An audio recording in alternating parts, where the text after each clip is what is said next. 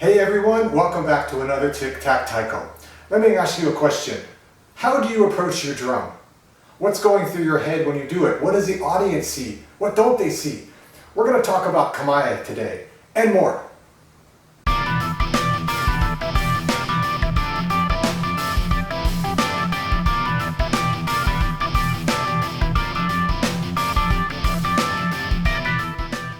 The Japanese word Kamae means base. You can think of it also as a pose or a position or a posture.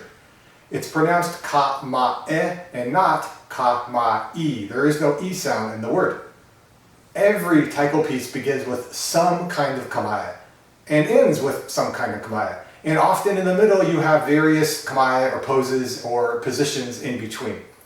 You can think of it also as sort of a ready, set, without the go. So you'll find a casual Kamae maybe in Hachijo Daiko, or a more distinct Kamae in Miyake Daiko.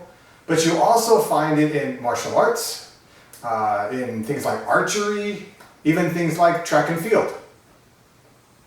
So let's take the opening Kamae of a song, and then take a step back. What happens before that? Well, you have the approach into the Kamae, and those are the things we're going to talk about today. The approach and the Kamae are often overlooked, but if you want to increase the presentation quality of a performance, then both of those aspects are things that need attention. And for the rest of this video, just to make things flow easier, I'm going to combine approach and Kamae into just the word approach. It'll make things a lot easier to understand. I find it really useful to break down the approach in 4 different ways. What is the player feeling? What is the player thinking? What is the audience seeing, and what is the audience feeling?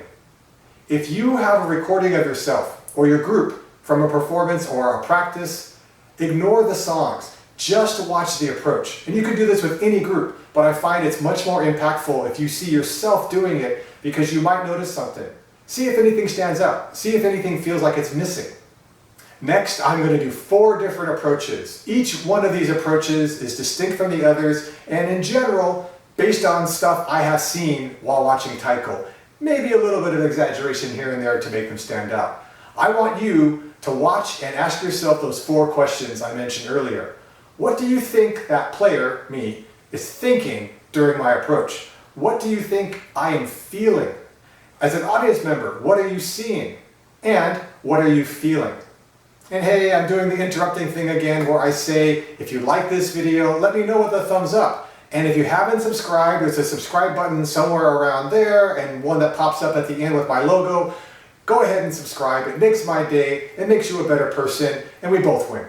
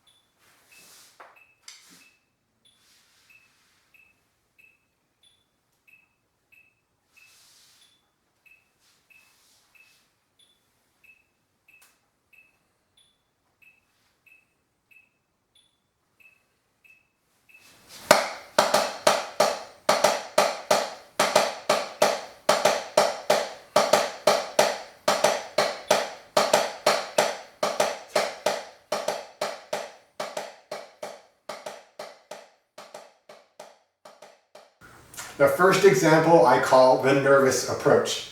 This is something almost all of us go through, so I'm not trying to mock it or make fun of anyone who's at this point.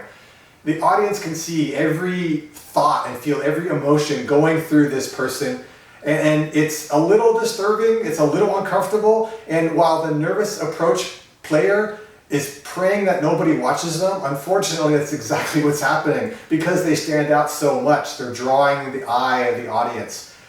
This comes from being new to Taiko, being new to performance, having a worry about the song you're about to play, the solo that's coming up. If you're going to get yelled at, oh my God, my parents are in the audience, there's so much in your mind. But just being aware of what it looks like sometimes can help that player mitigate it a little bit. And this is where you start to improve as a performer, not just as a Taiko player. The next example is the casual approach. You have a player coming on stage who's feeling happy, joyous, confident, maybe calm, chill, relaxed, capable. There's a huge range of emotions that that person can feel.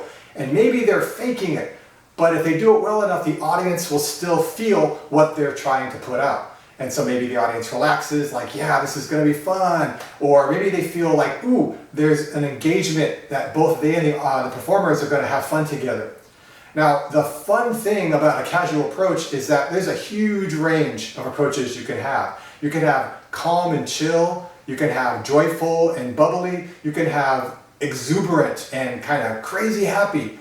That's also the downside, because if you have one group where all of those different things are happening between different individuals, it could look really, really disjointed and kind of distracting. Also, you lose out on a sense of presentation, that sense of something's about to happen. It's just more of a casual, hey, we're going to play a song and we're happy to have you here. It's not a bad thing, but all these approaches have their pros and cons. The third example I call the focused approach. And I'll admit I'm a little biased of this one, partially because I was trained this way in San Jose Taiko, but also because it resonates with my martial art background. It's the idea of getting to your point and then going. It sets something up. It sets up an expectation or feeling in the audience. And that will change depending on how the people approach, the arrangement of the drums, etc. Now, if you've ever watched a martial art demo, this happens every single time. It adds something to the presentation. It adds a bit of drama. But the downside to this is it takes practice.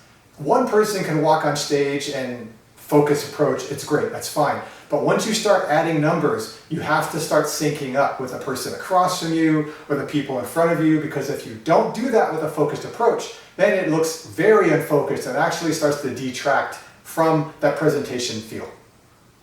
The final example I call the stylistic approach. Yes, I had a little bit of fun doing it. It was a bit over the top.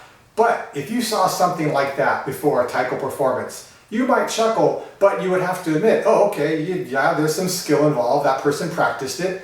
But imagine an entire group, 8 or 12 or more people, all did that exact same sequence at once.